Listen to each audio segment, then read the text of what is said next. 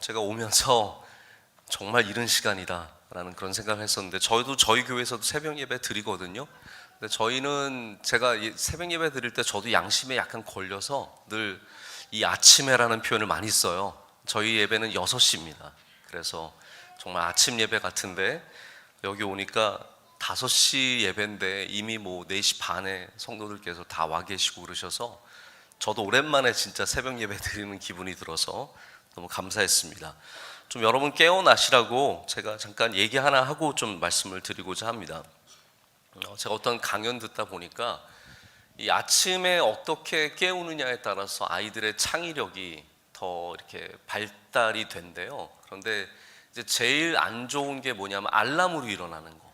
그래서 때르릉 하면 이제 아이들 일어나는 게 아이들 창의력에 전혀 도움이 안 된대요. 그런데 부모님이 아이를 목소리로 깨워주면 아이들한테 굉장히 뇌에 좋다고 합니다. 근데 목소리도 야 이런 목소리가 아니라, 이제 그것도 목소리는 목소리죠.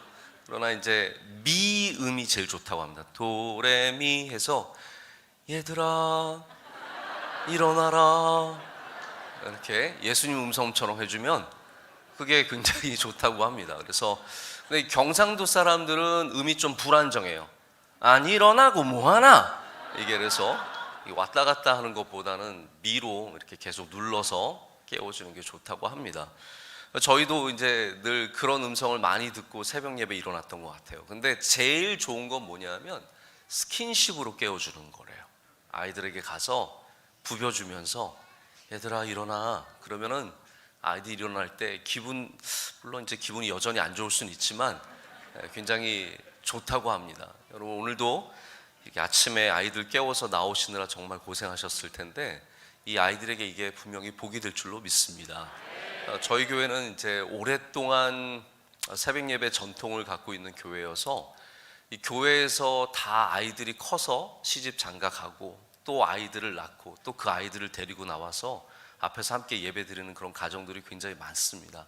얼마나 가장 큰 복이 그런 복이 아닐까 생각을 합니다. 여기도 이렇게 여기 이제 아침에 새벽에 누워 있는 아이들, 부모님과 함께 손잡고 나와 있는 아이들이 잘 자라서 또 새벽 예배를 이어가는 그런 복을 누리시기를 축복합니다. 제가 오늘 어려운 길이 되는 길이다라는 제목으로 말씀을 정했는데요. 저는 이제 제가 목사님이 여기 와서 좀 설교해라라는 말씀을 듣고 제가 이제 그때부터 어떤 말씀을 전해야 새벽에 은혜가 될까라고 생각을 했는데, 새벽에 또 제가 너무 낮 예배 때 전했던 좀 이렇게 뭔가 컨텐츠가 많은 내용을 전하면 저도 힘들고 여러분도 힘드실 것 같아서 또 저도 저희 교회에서 전한 새벽 예배 가운데 말씀을 제가 하나 또 주제에 맞는 말씀이라고 생각이 들어서 골라서 가져 나오게 되었습니다. 이 어려운 길이 되는 길의 내용은 이겁니다. 오늘 우리가 읽은 사무엘 하 말씀은 사울이 죽은 다음에 다윗이 헤브론이라고 하는 도시에 처음 가서 왕이 되는 그 이야기입니다. 근데 이걸 보면은 어떤 걸 우리가 생각을 해보게 되냐면, 대부분의 이제 성경을 자세히 안 읽으시는 분들은 어떠한 생각을 갖고 있냐면 사울이 죽은 다음에 다윗이 되게 잘 된 줄 알아요. 사울이 죽고 나니까 다윗이 그냥 저절로 왕이 되고 저절로 좋은 길로 딱 들어선 줄 아는데, 사실은 사무엘하를 보시면 절대로 그렇지 않습니다. 사울이 죽고 난 다음에도 이 이스보셋, 사울의 아들 이스보셋이 있었고, 이스보셋을 도와주는 아브넬이라고 하는 굉장히 훌륭한 장수가 있었기 때문에 마하나임의 정부를 세우고, 굉장히 이 정부와 다윗이 많은 갈등을 갖게 됩니다. 그래서 금방 다윗이 사울이 죽는다고 잘 된 게 아니라 아주 어려운 길들을 여전히 지나가서 나중에 예루살렘에서 왕이 되는 것을 보게 됩니다. 저는 이걸 보면서 우리의 삶이, 우리가 뭐 대학만 들어가면 저절로 다 잘 되고, 오늘 목사님께서 구호하신 또 분 소개시켜 주셨는데 박사학위 받고 한국에 와서 교수가 되면 다 그 다음부터는 잘 되고, 시집 장가 가면 그냥 다 잘 되는 그게 아니라는 거죠. 시집을 가도 여전히 어려운 게 있고, 대학을 졸업해도 어려운 게 있고, 박사학위를 받아도 어려운 게 있고, 군을 제대하면 이 세상이 다 내 것이 될 것 같지만 그 다음부터 어려운 길이 시작이 되는 것처럼, 우리가 큰 문제가 하나 해결된다고 삶의 모든 문제가 끝난 것이 아니라 여전히 어려움이 있지만 하나님을 의지하고 하나님을 붙잡는 인생은 하나님께서 반드시 예루살렘으로 인도하시는 은혜를 주시게 될 줄로 믿습니다. 그것이 바로 오늘 말씀의 내용입니다. 제가 사실 다양한 사람들을 알고 지내지는 않거든요. 저는 이제 저희 목회, 저희 교회에 굉장히 집중하고 있고, 저는 거기서 이제 만나는 분들이 대부분 제가 아는 분들인데, 그분들을 보면은 갖고 있는 공통점이 있어요. 잘 되시는 분들, 복 받는 분들, 하나님의 은혜를 누리는 분들 보면은 연구소에서 일하시든 대학 교수이든 직장을 다니든 사업을 하시든 모든 분들이 갖고 있는 공통점이 다 대부분 어려운 시기를 지났다라는 거예요. 어려운 시기를 지나지 않고 잘 되는 분들은 극히 드뭅니다. 대부분의 인물들이, 하나님 쓰시는 인물들도 보면 다 어려운 시기를 지나서 그 다음에 하나님께서 잘 되게 하시지, 처음부터 그냥 꽃길만 걷는 분은 절대로 없다라는 거죠. 성경에서 우리가 사랑을 가장 높은 길, 우리 고린도전서 13장 보면 사랑에 대해서 노래하는데, 사랑이 가장 높은 길이래요. 근데 왜 사랑이 가장 높은 길일까요? 사랑이 어려운 길이라서 그런 겁니다. 사랑이 절대로 쉬운 게 아니거든요. 제가 청년들 목회도 저도 오래 했었는데, 청년들이 갖고 있는 큰 착각 중에 하나가 뭐냐면, 자기가 사랑을 할 줄 아는 어떻게 보면 지식과 모든 것을 이미 갖추고 있다고 착각하는 것 같아요. 사랑은 철저하게 배워야 하거든요. 사랑은 주님으로부터, 말씀으로부터 배워야 사랑의 길에 이르게 되지, 그냥 내 본능적으로, 그래서 둘이 연애하다가 안 되면 내가 잘 안 되나 보다 싶은데, 제가 보면은 그게 그냥 내가 잘 안 된 게 아니라 사랑을 제대로 몰라서 안 되는 경우가 굉장히 많은 것 같습니다. 이게 높은 길이고 어려운 길이기 때문에 사랑이 쉽지 않은 것이죠. 정말 귀한 것들, 정말 좋은 것들은 다 어려운 길입니다. 예수님께서 우리를 구원하시기 위해 걸으신 길이 쉬운 길이 아니지 않습니까? 십자가의 길은 진짜로 어려운 길이거든요. 그게 되는 길이기 때문에 예수님께서도 그 길을 걸으셨고, 그 길을 통해서 우리를 살려주시고 구원하신 줄로 믿습니다. 새벽 예배는 제가 볼 때는 어려운 길이에요. 여러분, 오늘 새벽에 쉽게 나오신 분 계십니까? 저는 이제 저희 아버지가 새벽 예배를 워낙 열심히 드리시고 잘 드리시기 때문에, 제가 어렸을 때는 아버지가 새벽 예배를 체질적으로 잘 드리시는 줄 알았어요. 근데 여러분 중에 새벽 예배가 나는 체질이다, 몇 분이 계시겠어요? 그런 분들 손 들지 마세요. 여러분, 옆에 분들 시험 드니까 새벽 예배, 특별히 5시 예배가 체질인 분은 거의 없습니다. 오늘 다 힘들게 일어나셨어요. 근데 그게 복이라는 거예요. 저는 저희 아버지 예전에 새벽에 일어나시는 거 보면은 끙끙거리면서 일어나시더라고요. 너무 힘들어서, 어려워서 도저히 못 일어날 상황인데 정말 목숨을 걸고 일어나서 지키는 거예요. 저도 목회하면서 지금까지 저도 일부러 제가 피곤해서 새벽 예배 빠진 적은 단 한 번도 없습니다. 그런데 쉬워서 가는 것도 단 한 번도 없습니다. 다 하나님의 은혜고 어렵지만 가는 거죠. 제가 한번 미국에 집회를 갔더니 그 교회 장로님이 한때 미국에서 한국인 중에서 가장 부자였던 분이세요. 큰 의류업체를 하셨는데 Forever 21이라고 해서 가장 큰 의류업체를 하면서 미국 안에서도 몇 대 재벌 안에 들어가는 그러한 장로님이셨는데, 그 장로님이 하시는 간증이 그거예요. 그분도 새벽 예배를 항상 지키시는 분인데, 심지어는 해외 출장을 갔다 와서 2시간 자고도 새벽 예배를 나가신대요. 근데 어떻게 나가시냐 하면, 너무 힘들면 몸을 침대에서 떨어뜨린대요. 이게 굴러가서 툭 떨어지면 사람이 그때 정신이 들잖아요. 그래서 새벽 예배를 나간다는 거예요. 여러분, 새벽 예배는 하나님께서 우리에게 쉬워서 주신 길은 절대로 아닙니다. 그러나 어려운 길이지만 이 어려운 길을 걸어갈 때 우리는 반드시 주님이 숨겨놓으신 보배를 찾게 되어 있습니다. 신기하게 하나님은 보배를 쉬운 길에는 안 숨겨두세요. 누구나 걸어가는 길에는 보배가 없습니다. 그러나 어려운 길을 걷다 보면 보배를 발견하게 됩니다.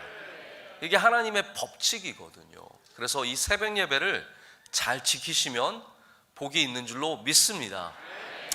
저는 사실 이제 우리 하근수 감독님을 오랫동안 배워오면서 마음으로 많이 존경하고 또 사랑하는데, 저희 교회에서 운영하는 C채널, 저희 교회 C채널에서 감독님께서 오랫동안 방송을 해주시면서 저희 C채널을 아주 좋은 방송으로 만들어 주셨어요. 그래서 너무 감사한데, 제가 큰 감동을 받았던 것은 저희보다 오히려 새벽 예배를 더 잘 지키시는 것 같아요. 그래서 제가 이번에 오히려 와서 많은 도전을 받고, 저는 물론 그렇다고 5시 예배를 할 것 같진 않지만 저희 교인들에게 가서 이 동탄시온교회가 얼마나 새벽 예배를 어렵지만 이 5시 예배를 잘 지키는지를 전하면서 우리 교회에도 큰 도전이 될 것을 감사드립니다. 다윗이 우리가 보기에는 항상 대단한 인물, 성경에서 가장 위대한 인물 중에 한 명으로 보는데, 그 당시에 다윗이 기름 부음 받고 왕이 되기까지는 별 볼 일 없는 사람이었습니다. 대단한 사람이 절대로 아니에요. 우리가 다윗을 지금 대단하게 보는 거지, 처음에 사무엘이 기름 부을 때도 다윗은 대단한 사람이 아니었고, 왕이 될 때에도 사실은 위대한 인물까지는 아니었다라는 거죠. 근데 하나님께서 이 다윗을 주님의 가장 귀한 종으로 세워주시는 가운데는 이 다윗이 어려운 길을 걷게 하시는 하나님의 방식이 있었다라는 겁니다. 사무엘상, 우리가 오늘 읽지는 않았지만 사무엘상의 내용을 보면 다윗이 쉬운 게 하나도 없었습니다. 가정에서도 어려웠고, 처음에 골리앗과 싸울 때도 어려웠고, 골리앗과 싸워서 장수가 되어서 그 다음에 궁궐에 들어가면, 청와대 들어갔으면 이제 그 다음부터 쫙 가는 줄 알지만 전혀 아닌 거죠. 심지어는 사울의 딸 미갈과 결혼을 했지만 바로 쫓겨나고 도망다니고 광야에서 매일 목숨을 걱정하며 살아가는 굉장히 큰 어려움을 겪게 되는 겁니다. 오늘 말씀도 아까 말씀드렸다시피 1장에 이제 사울이 죽었으니까 야, 이제 나는 정말 그 좋은 길이 열린다 싶은 것 같지만, 다시 이스보셋의 마하나임 정권과 이 다윗의 헤브론 정권이 큰 갈등을 겪으면서 5장까지 계속 어려운 일들이 많이 생기게 되는 거죠. 근데 이게 하나님이 쓰시는 사람들의 공통점입니다. 여러분, 그래서 내가 지금 당장 길이 열리지 않을지라도 하나님이 지금 나와 함께 하신다는 사실을 잊어서는 안 됩니다. 당장 내게 지금 좋은 길, 편한 길, 사람들이 박수 쳐주는 길이 열리지 않을지라도 하나님께서 나의 삶을 인도하신다는 사실을 잊어서는 안 된다는 거죠. 우리 대부분은 지금 나의 상황으로 하나님의 은혜를 재봅니다. 내가 지금 좋은 집에 사니까 하나님이 나를 은혜 주신 거고, 나의 자녀들이 지금 좋은 길을 걷고 있으니까 하나님이 나에게 은혜 주신 거고. 여러분, 그렇지만 지금 당장 내게 어려움이 있을지라도 하나님이 함께 하신 것을 믿으면 그것이 지금의 헤브론이 나중에 예루살렘이 되는 것이죠. 지금의 광야가 나중에 예루살렘이 된다는 겁니다. 사실 저는 드릴 간증이 그렇게 많은 목회자는 아닙니다. 제가 삶을 그래도 좀 평탄하게 살았던 것 같고, 어렸을 때 가난했고 그런 것들은 다 누구나 다 있는 일이니까 특별히 제가 드릴 말씀은 없는데, 제가 하나님께서 저에게 주신 훈련이 하나 있다면 자녀의 훈련인 것 같아요. 여기도 굉장히 자녀들이 많이 계시고, 제가 보니까 젊은 가정들이 새벽 예배를 어떻게 이렇게 잘 지키는지 너무너무 신기하고 감사한데요. 저는 지금 저희 셋째가 7살입니다. 저희 셋째가 7살이고 둘째가 몇 살이더라? 9살. 네. 그리고 첫째가 12살이에요. 근데 제 남동생은 첫째가 대학생이고요. 둘째도 대학생이에요. 그러니까 제 남동생이 일찍 장가를 간 게 아니라 제가 애를 정말 늦게 낳은 겁니다. 저는 결혼하고 당연한 것들, 저는 그래서 참 배운 게 많아요. 세상에 당연한 건 하나도 없습니다. 정말입니다. 하나님의 은혜입니다. 당연하다고 느끼는 것들, 뭐 애가 크면은 당연히 학교 가겠지, 뭐 학교 졸업하겠지, 직장 가겠지, 결혼하겠지, 애 낳겠지, 하나도 당연한 게 없습니다. 모든 것에는 기도가 필요하고 모든 것에 하나님의 은혜가 필요합니다. 저는 그 절실하게 느꼈던 사람입니다. 제가 결혼을, 저희 아내는 제가 교회에서 같이 큰 우리 동생이에요. 그때부터 연애를 한 건 아니었지만 제가 목사 아들이었기 때문에 저는 교회에서 굉장히 조심하고 살았거든요. 연애도 안 하고, 저는 고등학교 때 연애하면 지옥 가는 줄 알았어요. 저는 그래서 고등학교 때까지 뭐 전혀 연애 안 하고, 제대한 다음에 저는 군대도 늦게 다녀와서 28살부터 저희 아내랑 연애를 한 2년 정도 하고 30에 결혼을 했어요. 제가 그래서 올해가 20주년입니다. 20주년인데 저희 아내랑 결혼을 했는데 유학을 갔는데 이제 아이를 가졌어요. 한 3년 만에 아이를 가졌는데 저희가 한 5개월 됐을 때 유산을 했습니다. 첫째를 그렇게 잃었고 그 다음부터는 아이가 안 생기는 거예요. 그래서 제가 하나님께 참 원망을 많이 했어요. 하나님, 목사고 하나님 저 사랑하시지 않습니까? 그런데 왜 아이를 안 주십니까? 기도를 아무리 해도 하나님께서 기다리라고 하실 때가 있는 것 같아요. 그래서 제가 기다리다가 안 될 줄 알았어요. 저희는 뭐 안 되면 그냥, 또 여기도 굉장히 입양 많이 하신 가정이 있는데 입양은 또 다른 아이를 낳는 방법이지 않습니까? 저는 당연히 입양 정도 생각을 하고 있었는데 하나님도 참 굉장히, 이런 표현이 맞는지 모르겠어요, 얄궂으실 때가 있으세요. 그런 경험 안 해보십니까? 제가 정말, 저도 하나님과 딜을 많이 해봤거든요. 기도하면서 하나님과 딜하시는 분들이 있어요. 하나님, 제가 요거 드릴 테니까 그거 주세요. 제가 하나님께 요만큼 할 테니까 하나님 그거 주세요. 저도 하나님과 딜을 많이 했습니다. 하나님, 제가 뭐 이거 할 테니까 하나님 저희 아이 주세요. 금식 기도도 해봤고요, 뭐 별의별 기도를 다 해봤고, 또 목사님들 중에 왜 그런 목사님들 계시잖아요. 애 잘 낳게 하신다는 목사님들 계세요. 그거를 또 선절하시는 분들도 계시고, 제가 이제 미국에 있다 보니까 부흥에 오시는 목사님들마다 저희를 불쌍히, 저희 이제 제가 섬기는 교회 목사님이 우리 김하나 목사는 어느 목사님 아들인데 아이가 없습니다. 꼭 기도해 주세요. 그러면 목사님들이 꼭 오셔서 뭐라 그러시냐면, 그런 목사님들 특징이 이제 목소리도 걸걸하세요. 김하나 목사님, 제가 기도해 드릴 테니까 아이 반드시 되길 좀 믿습니다. 그럼 저는 마음에, 하나님, 저희 이분께 기도받고는 아예 안 생겼으면 좋겠습니다. 왜냐하면 이분은 평생 자랑하고 다니실 것 같아요. 내가 기도했는데 김하나 목사가 10년 동안 아이가 없다가 아이가 생겼습니다, 뭐 이러면서 너무 다니실 게 뻔한 거예요. 그것도 제가 교만한 거죠. 그랬는데 아이가 전혀 안 생겼어요. 또 한 번 아이를 이제 잃고 나서는 저희가 아무것도 못하고 있었어요. 기도도 못하고 하나님과 딜도 안 하고 그냥 아무것도 안 할 때, 그때 하나님께서 갑자기 아이를 주시더라고요. 그래서 제가 깨달은 게 있어요. 내 공로로 무엇인가를 얻으려고 하는 것은 하나님 앞에 맞지 않다라는 거예요. 그래서 제가 지금도 예를 들어서 뭐 제가 40일 금식한 다음에 아이를 얻었습니다. 그러면 얼마나 그게 도전이 되겠어요. 또 제가 뭐 하나님 앞에 이런 걸 드려서 아이를 얻었습니다. 그러면 성도들에게 도전이 될 텐데, 지금 제가 성도들한테 할 말이 하나도 없어요. 아무것도 안 하고 있을 때, 포기하고 있을 때, 아무 생각도 못 하고 있을 때 하나님께서 저에게 첫째 아이를 주신 거예요. 그래서 저희가 첫째 아이를 한 방의 아들로 딱 놓고 나니까 마음이 편하더라고요. 감사하더라고요. 근데 하나님께서 또 감사하게 저희 둘째 여자아이를 주셨어요. 저희 둘째 여자아이는 7개월 만에 1kg로 태어났어요. 또 태어나자마자 심장 수술을 해서 굉장히 어려웠지만 또 지금 건강하게 잘 자라고 있고, 우리 셋째 아이까지 다 주셨어요. 쉬운 게 하나도 없었습니다. 근데 지금 보면 다 하나님의 은혜고, 그게 정말 큰 은혜고 복이고 감사인 것을 고백하게 됩니다. 제가 만약 처음부터 뭐 아이를 잘 낳아가지고 다 잘 크고 있고 좋은 대학 다니고 그러면 마음은 편했을지 몰라도 하나님이 함께 하시는 인생의 은혜를 많이 제가 몰랐을 것 같아요. 저는 덕분에 어려운 길을 통해서 너무 많은 은혜를 경험하게 됩니다. 여러분들에게 지금 있는 어려운 삶, 당장 아이가 없고 당장 직장이 없고 당장 되는 일이 없을지라도 하나님께서 반드시 여러분과 함께 하신다는 사실 잊지 마시기를 축복합니다. 그래서 광야에서도 함께 하셨지만 지금 옮겨가는 헤브론에서도 함께 하실 것이며, 그 헤브론에서 함께 하신 하나님께서 예루살렘에서도 함께 하시게 된다는 것이죠.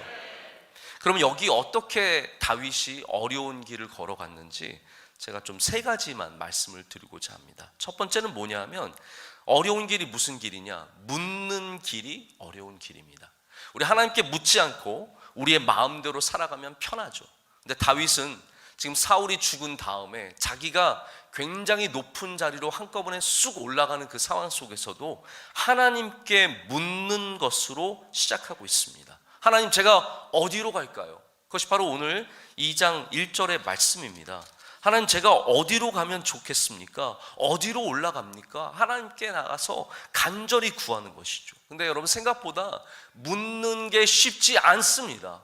우리는 기도가 당연하다고 생각하지만 기도하는 사람들이 의외로 별로 없습니다. 어떻게 할까요? 하나님께 진정으로 묻는 사람이 없습니다. 다 마음을 갖고 그냥 하나님께 체크해 보는 정도예요. 제가 아까 우리 청년들 제가 많이 목회했다고 말씀을 드렸는데요, 가끔씩 청년들 가운데 혼자 와서, 목사님 제가 이번에 어떤 자매랑, 저희 이제 같은 교회니까 제가 다 아니까 제가 교제를 하게 되는데 어떻게 할까요? 이렇게 물어보는 청년이 있어요. 전 목사한테 어떻게 할까요? 묻는 것 좀 이상하지 않습니까?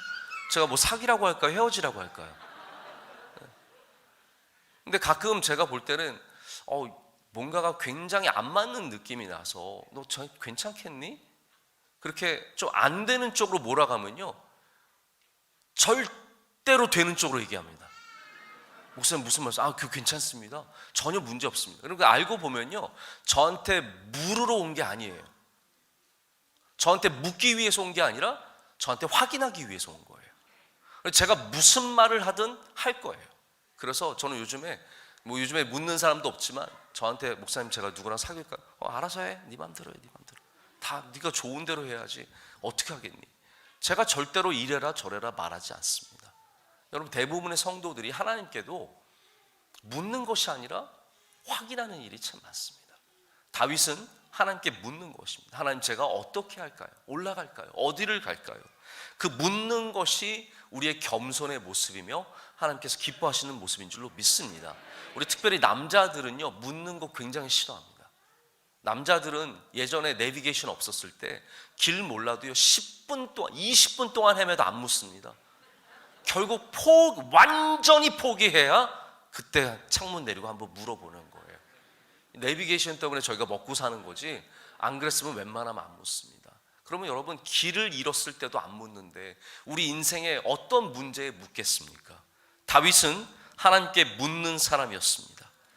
어떤 사람들은 자기가 높은 위치에 올라가고 자기가 아는 지식이 있고 경험이 있으면 자기가 내리는 결정들이 다 옳다라고 생각하는 분들이 의외로 많습니다. 여러분, 자기 거 하나님께 완전히 내려놓고 물어야 합니다. 사람은 자기 문제를 의외로 잘 풀어가기가 쉽지가 않습니다. 제가 한 번은 라디오를 듣고 있는데 너무 재밌는 에피소드가 있었어요. 이 라디오 프로그램이 어떤 프로그램이었냐면 퀴즈 맞히는 프로그램인 겁니다. 그래서 뭐 청취자들이 전화를 한 다음에 그 청취자에게 질문을 하면 퀴즈를 맞추는 거예요. 근데 한 남자 청년이 나왔는데 진행자가 묻습니다. 어떻게, 어떤 계기로 나오게 되었습니까? 그랬더니 이 청년이 말하기를, 제가 늘 이 프로그램을 듣는데 들을 때마다 제가 다 맞추는 거예요. 그래서 사람들이 나가라고 해서 나왔습니다. 그래서 많은 사람들이 주변에 권유해줘서 나왔습니다. 그러세요? 오늘도 끝까지 가세요. 막 그리고 박수 쳐주고 시작했는데 첫 번째 문제에서 탈락했어요. 여러분, 왜 그랬을까요? 여러분, 이게 굉장히 심리적인 부분입니다. 저는 그 청년이 몰라서 탈락했다고 생각하지 않는데 심리적인 부분인데, 사람들이 남의 문제는 객관적으로 보지만 자기 문제는 객관적으로 보기가 굉장히 어렵습니다. 남의 문제 훈수 떠줄 때는 굉장히 잘 봅니다. 그렇게 하면 되는 건데 왜 이렇게 헤매냐 라고 하면서 남의 문제는 굉장히 잘하는데, 막상 자기의 문제가 되면 너무나 머리가 돌아가지 않아요. 자기는 돌아간다고 생각을 하는데 엉뚱한 답을 내놓기가 일수라는 겁니다. 여러분, 그래서 남의 문제 잘하는 사람이 자기 문제를 해결하지 못합니다. 자기 문제는 어떻게 해결해야겠습니까? 하나님께 기도해야 합니다. 아무리 쉬운 문제라도 내가 스스로 풀어가려고 하지 말고, 나의 생각으로 풀어가려고 하지 말고 하나님께 묻는 자가 하나님의 인도하심을 받게 될 줄로 믿습니다. 다윗은 그래서 이제 모든 권력을 다 가진 사람인 것 같지만 하나님께 그의 갈 길을 묻고 있습니다. 하나님께서 헤브론이라고 말씀하셨을 때 담대하게 그 길로 걸어갈 수 있었습니다. 헤브론이라고 말씀하시면 헤브론은 하나님 제가 좀 거기 너무 어려운 지역인데 안 가겠습니다, 이게 아니라는 거죠. 하나님 말씀하시면 가는 것, 그것이 바로 묻는 자의 자세입니다. 여러분, 오늘 묻기를 원하신다면 순종의 자세를 먼저 갖추시길 축복합니다. 순종은요, 내가 좋아하는 것만 따라가는 것이 순종이 아니라 나와 의견이 다를지라도, 나와 생각이 다를지라도, 내가 손해를 볼지라도 따라가는 것이 순종입니다. 나에게 손해가 될지라도 따라가는 것이 순종입니다. 그럴 때 하나님께서 이 헤브론에서 다윗을 번성하게 하시는 겁니다. 두 번째 어려운 길은 바로 헤브론입니다. 하나님께서 헤브론을 주셨을 때 헤브론이 결코 쉬운 길은 아니었습니다. 그러나 나중에 보니까 헤브론이 다윗에게 가장 맞는 장소였습니다. 자, 보십시오. 우리가 지금 살아가면서 여기가 나에게 가장 맞는 장소라고 고백하기가 쉽지가 않습니다.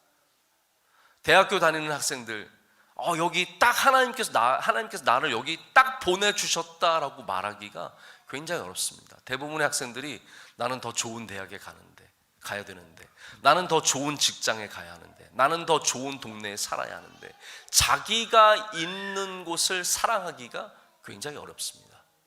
근데 여러분, 이거 꼭 아시길 바랍니다. 내가 지금 있는 헤브론을 사랑하면 하나님께서 거기에서 복을 주십니다. 내가 있는 헤브론을 사랑하지 않으면 거기서 복을 받을 수가 없습니다. 내가 다니는 학교를 귀하게 여기면 거기서 하나님께서 키워주십니다. 여러분의 자녀가 나중에 어느 학교를 가든지 그 학교에서 빛을 발하게 하십시오. 원망하면서 거기서 대충 다니는 것이 아니라 그 학교에서 빛을 발하면 그 다음이 잘 되는 거예요. 근데 우리는 헤브론이 싫어서 결국은 예루살렘을 못 얻게 됩니다. 헤브론에 불평이 많아서, 불만이 많아서 결국은 헤브론에서 망하게 되는 거죠. 헤브론은 나중에 돌아보면 다윗에게 가장 좋은 도시였습니다. 헤브론이라는 도시가 예루살렘 남쪽에 있는, 제가 사실 한 몇 년 전에 이스라엘을 거의 한 20 몇 년 만에 가면서 헤브론에 처음 가보게 되었어요. 헤브론은 지금도 팔레스타인 사람들이 가장 많은 큰 도시입니다. 헤브론 주변에 아브라함의 묘, 사라의 묘, 다 그게 거기 있기 때문에 굉장히 중요한 지역이거든요. 근데 헤브론은 결코 좋은 지역이라고 말할 수는 없습니다. 근데 하나님께서 다윗을 여기에 보내셔서 다윗을 유다의 왕으로 공고하게 세워주시는 일들을 합니다. 헤브론이 왜 중요하냐면요, 헤브론은 유다의 도시예요. 다윗은 유다 지파로서 유다의 서포트가 필요합니다. 유다가 도와줘야 돼요. 그래서 헤브론이라는 도시, 갈렙이 취한 도시거든요. 이 갈렙은 사실은 이방 사람이었지만 유다의 거의 장자가 되는 굉장히 중요한 사람입니다. 이 갈렙이 취한 도시 헤브론에서 다윗이 왕이 됨으로 말미암아 유다 지파의 모든 지원을 받아서 나라를 굳건하게 세우는 계기가 됩니다. 또한 헤브론이 갖고 있는 특징이 뭐냐면요, 여기가 제사장의 도시입니다. 레위 지파에게 떼어준 도시예요. 그래서 하나님께서 레위 지파를 여기 몰아주셨기 때문에 제사장이 많습니다. 다시 말해서 다윗이 기도하면서 목회자들의 도움을 받으면서 하나님과 친밀한 관계를 갖고 있기에 가장 좋은 도시였습니다. 자, 여러분 삶에 도시를 정하거나 살아갈 곳을 정하신다면 어떠한 기준들을 갖고 계십니까? 우리 대부분의 사람들은 잘된 좋은 도시, 학군이 좋은 도시, 뭐 그런 거 있지 않습니까? 우리 자녀들이 있으니까 학군이 좋은 도시, 혹은 집값이 올라가는 도시, 뭐 여러 가지가 있을 텐데요. 제가 오늘 여러분이 살아갈 도시의 기준을 한번 정해 드릴게요. 믿음 생활 잘할 수 있는 곳. 우리 성도들은 믿음 생활 잘할 수 있는 곳을 가장 귀하게 여길 줄 알아야 합니다. 거기가 나에게 가장 좋은 곳이라는 믿음이 있어야 합니다. 여러분, 제가 오면서 저는 촌놈이라서 동탄에 처음 왔습니다. 근데 여기가 좋은 곳입니다. 할렐루야. 왜 좋습니까? 시온교회가 여기 있으니까. 할렐루야. 여러분, 이거는 굉장히 영적인 부분이에요. 저는 사실 깜깜해서 여기 어떻게 생겼는지도 안 보였어요.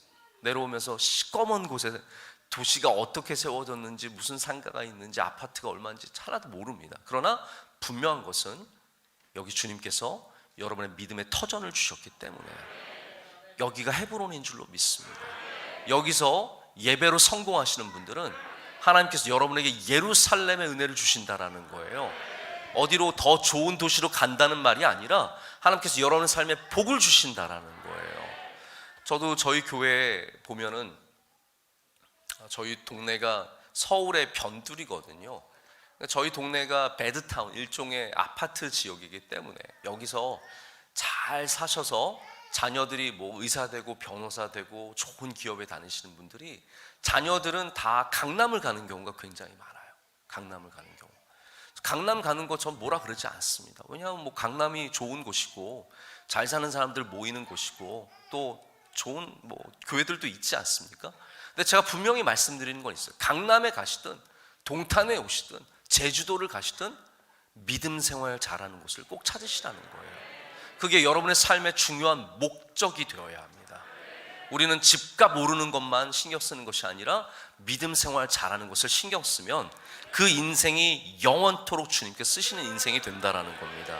하나님께서 우리를 쓰실 때 처음부터 큰 화분에 심어주신 것이 아니라 분갈이를 통해서 처음에는 광야에서, 그 다음에는 헤브론에서, 그 다음에는 예루살렘으로 가는 겁니다. 근데 그 복을 누가 누리냐면 내가 지금 있는 곳에서 감사하며 살아가는 분들, 광야에서도 감사하면 그 광야에서 헤브론을 인도해 주시고 헤브론에서도 하나님을 찬양하면 그 헤브론에서 하나님께서 예루살렘으로 인도해 주시는 거거든요.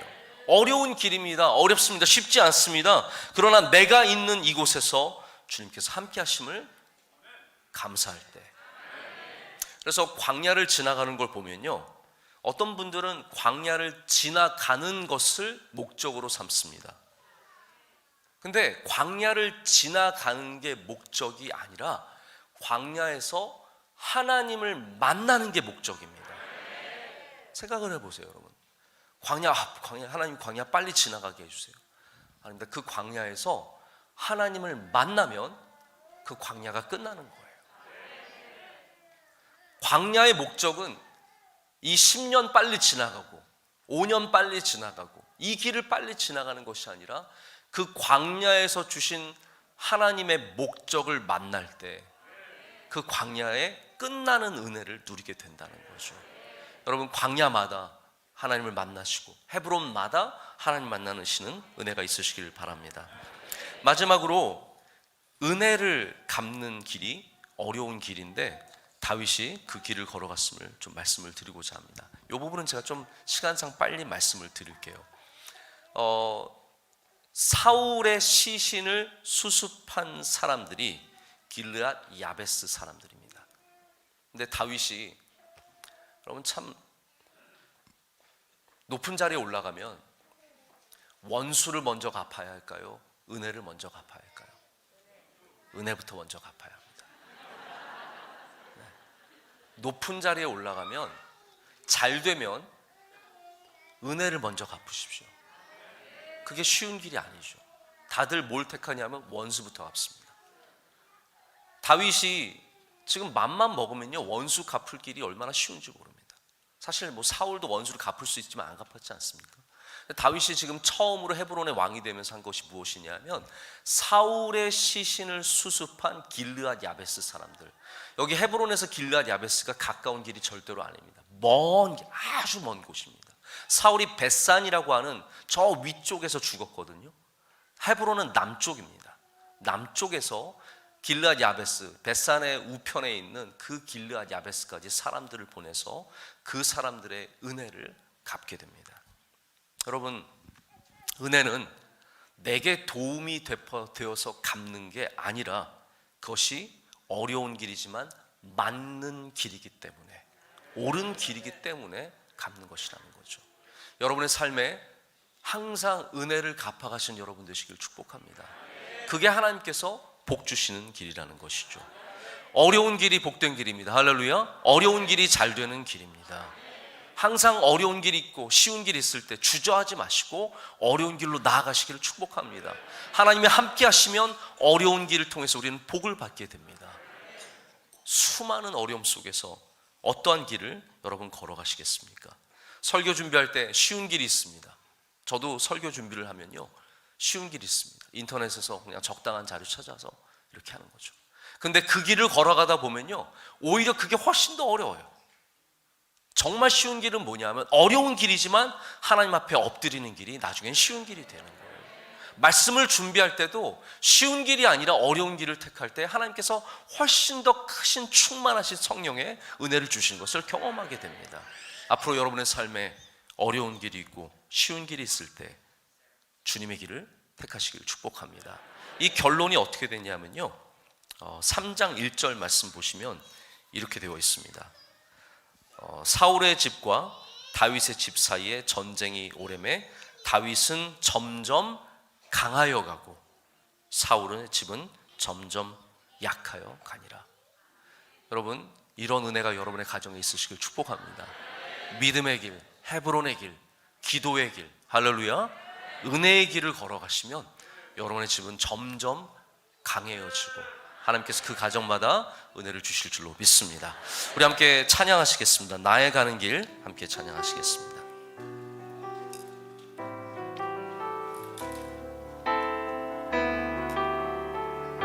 나의 가는 길, 나의 가는 길 주님 인도하시네. 그는 보이지 않아도 날 위해 일하시네. 주 나의 인도자 항상 함께 하시네. 사랑과 힘 베푸시며 인도하시네. 인도하시네. 다시 한번 하겠습니다. 나의 가는 길, 나의 가는 길 주님 인도하시네. 그는 보이지 않아도 날 위해 일하시네. 주 나의 인도자 항상 함께 하시네. 사랑과 힘 베푸시며 인도하시네. 인도하시네. 광야에 길을 만드시고 날 인도해. 사막에 강 만드신 것 보라. 하늘과 땅 면에도 주의 말씀 영원히 내 삶 속에 새 일을 행하리. 나의 가는 길, 나의 가는 길 주님 인도하시네. 그는 보이지 않아도 날 위해 일하시네. 주 나의 인도자 항상 함께 하시네. 사랑과 힘 베푸시며 인도하시네.